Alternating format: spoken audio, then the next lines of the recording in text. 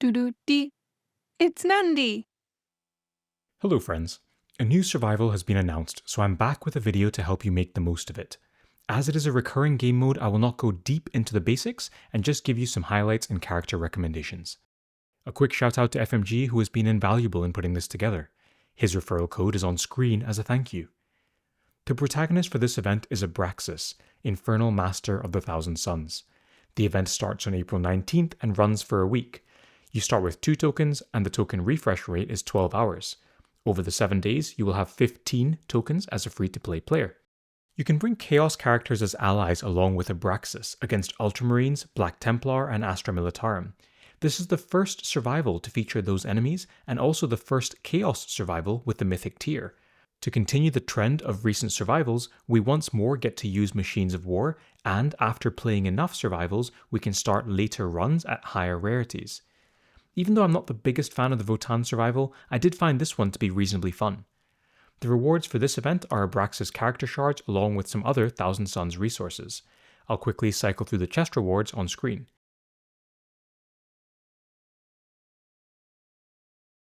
Remember that you have a string of missions that you can complete to increase the stats of our protagonist, up to a maximum of a bonus 140% health and damage. On screen now are the enemies that you will expect to fight, as well as the power-ups for different levels. I'll give you a summary later, but for this survival there is a single resurrect power-up and a whopping 5 ability refresh power-ups, which are great for our summoner characters to repeatedly create armies of supporting units. As we get to the epic waves, we start to fight against enemy-controlled Space Marine chapters. There is an enemy Helbrecht, and quite often when he spawns, he will run and kill one of your Psycho characters, so just bear that in mind when you are setting up. The difficulty ramps up and culminates on Wave 18, which has 4 heavy intercessors and 8 mortar teams, all extremely overstatted. The last wave is generally designed to be unkillable through conventional tactics, but the addition of Machines of War enables a strategy that I will go into later. In case you didn't catch everything as I was scrolling through it, here is a summary slide of all the enemies and power-ups, sorted by level and rarity. We've seen all the enemies in the survival through existing campaigns, but perhaps players aren't used to the nuances that come from facing them at rarity cap or in a wave-based mode. I've given you a quick look summary of everyone here before getting into the details. For the Astra Militarum, we just faced their Cadian guardsmen until the final wave, when the mortar appears as overscaled enemies that generally one-shot our characters despite their buffs. The Black Templars don't have any super high priority threats, but all the units that they bring to battle have a reasonably high damage output. Probably the ones to worry about the most are the Pyre Blasters, due to their area of effect damage and fire hex effects that can make life difficult over a protracted fight. For the Ultramarine NPCs, the highest threat is the Eliminators. These sniper-style units with the Overwatch trait will do a lot of damage if left unchecked. The other 2 enemies are tanky, but not too lethal. Before we move on to the map, the key waves to defeat for this mode are Wave 6, which gives you 5 epic books, Wave 11, which gives you 3 legendary books, and Wave 13, which gives you a mythic book. This event runs concurrently with an Against the Tide home screen event, where you get points for each wave cleared, so you are incentivized to go as far as possible on each survival run. On screen now are the stats for the enemies for level 18, the supposed impossible to complete level. Again, we'll look at how we might approach that level later. This is the map that we play on. I've taken the liberty of marking the elevation of each hex, and the 5 hexes on the left are where your characters start. The map is relatively small, and the power-ups all spawn in the center left, protected by those rocky outcroppings. You have vantage points with high ground from where you can shoot incoming enemies, safe from their melee attacks. The small size helps us since the Chaos units are generally quite slow. There is some barbed wire restricting the entrance of enemies, as well as some trenches, and you can see the power-ups spawn in relative high ground. In general, this results in an easier to maintain defensive position. Next, let's talk about the Machines of War. As a Chaos survival event, this one allows the use of Zakar, the Forge Fiend, and the Plague Burst Crawler. Easily the best of the bunch is the Forge Fiend. The huge value it brings is the area denial through fire hexes, which means that enemies here can get locked into position fairly easily. It also does a reasonable amount of damage with the secondary ability. As you can see, a single Forge Fiend activation can block each of the left exits. If you use it 2 turns before a new wave spawns, you can effectively block both of these spawn sites at the same time. This greatly reduces the number of enemies that you have to deal with at once and helps your units and summons survive. Next, let's look at our protagonist, Abraxas. He is one of the most flexible Chaos characters, being both a summoner and a buffer. His biggest weakness is relatively weak defensive stats, but that is offset by the stat bonus conferred by completing the survival missions.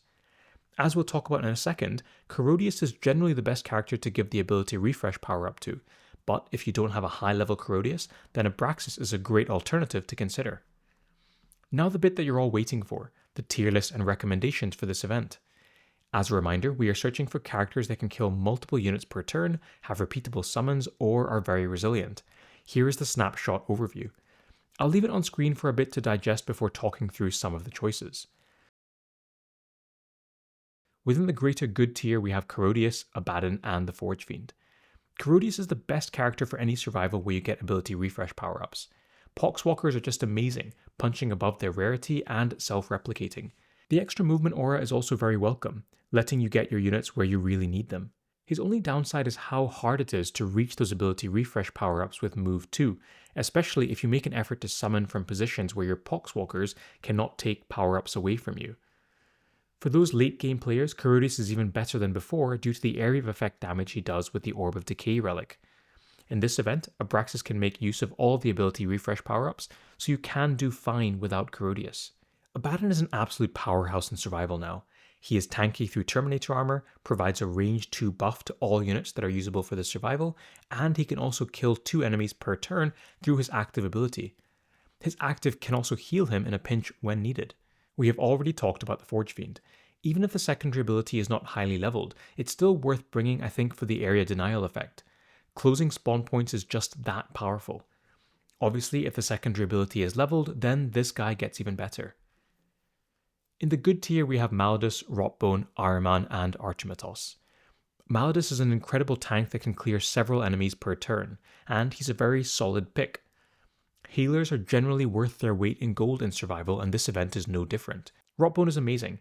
His revive can bail you out of trouble, and at the mythic stages he does some nice extra damage with the Orb of Decay relic. However, if you flood the board with summons, you don't need that much healing, and the healing power-ups are almost enough to keep your characters healthy, so for this survival, Rotbone is not an absolute must. Ahriman can kill things reliably with the help of Abraxas, and you can use his active every other turn. Since you are probably setting the map on fire with a Forge Fiend or at least Zakar, his active will almost always do 9 hits. Archimatos' stock is also really high. With Abraxas and Abaddon providing bonus damage, he can often get 2 kills through his ranged attack and then becomes a reliable source of extra summons. I won't talk about all the characters available here, but highlight some characters who are okay or possibly even good in the right hands. Angrax is passable. There is one spawn point where you have high ground adjacent to it, and some of your enemies will move away after hitting you. The trouble with Angrax in survival has always been that he can't cover all the spawn points. On his own, he also isn't generally reliable enough to kill all enemies at a rarity cap. Karn can still take out 2 or 3 enemies per turn, which makes him decent. I've had runs where he has been more impressive, but because you can't always predict where the enemies will spawn in survival, he does a bit too much friendly fire for my liking.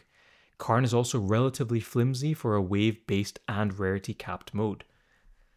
Zakar is decent to finish off enemies that have been damaged but not killed by Smite, and he's able to set 1 hex on fire, providing a bit of area control, but it's not as good as the Forge Fiend.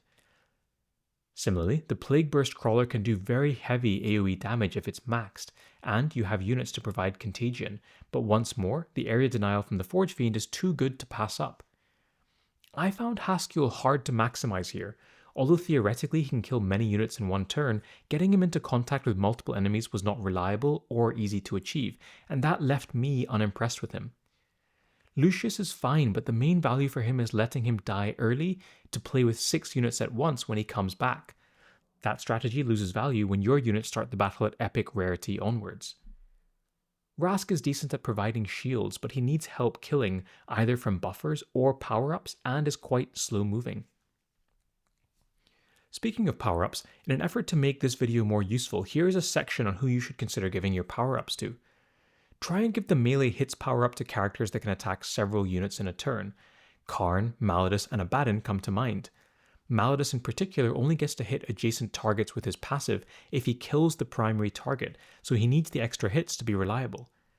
The all hits power up is a good choice, especially for your psychers, since they generally have good damage output but are limited by their low hit count. It's worth pointing out that the more hits also gives you more hits on the smite attack, which makes this power up even better for psychers. The damage power up is better on units that have a high number of hits because they usually have a low damage stat to compensate. It's also very good on psychers since it helps them get kills with the smite extra hit. For the armor and health power up, you can choose to give these to different units and try and make them tougher. For example, psychers are traditionally fragile. However, I think the best use is to stack these buffs on your damage dealer or carry. The way the power-ups interact ends up giving you a super tanky unit, and when that unit also does a lot of damage, then you end up with a carry unit that can take you to the final stages of the event. There is a reasonably straightforward way to chip away at the last wave now that we have Machines of War. You have to let your enemies flood the board before the last wave arrives, making sure that you have dealt with incisors. If you are stationed up north, then the last wave can only spawn in the south. Using this strategy, you essentially keep healing your guys and kill the mortars with your Forge Fiend while they are out of range to attack your units. Remember that the damage done by the Fire Hex effect is set as a given percentage of a unit's max health, so it is undoubtedly the easiest way to damage enemies with huge health pools and armor, even though going through Gravis armor will take a lot of time. That's all I've got for this one. Hopefully it was useful. Thanks to my Patreons and again to FMG for their support. Enter his code for 100 Blackstone. Bye for now.